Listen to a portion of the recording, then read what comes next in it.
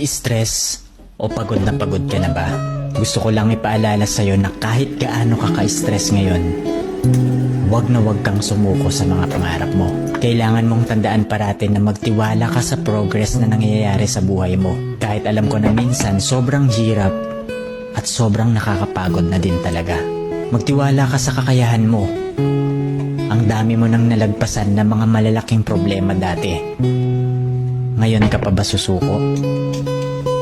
Patuloy ka lang na lumaban. Yung pakiramdam mo ngayon na nahuhuli ka na sa buhay, siguro dahil nakikita mo yung mga kakilala mo o yung mga kaibigan mo, pakonti-konti may na-achieve na sila. Parati mong tandaan na lahat tayo ay may kanya-kanyang timeline sa buhay.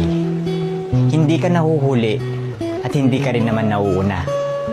Kung nasaan ka man ngayon sa buhay mo, yan ang lesson at experience na kailangan mong pagdaanan ngayon. Lahat tayo ay may sariling kwento sa buhay na makaka-inspire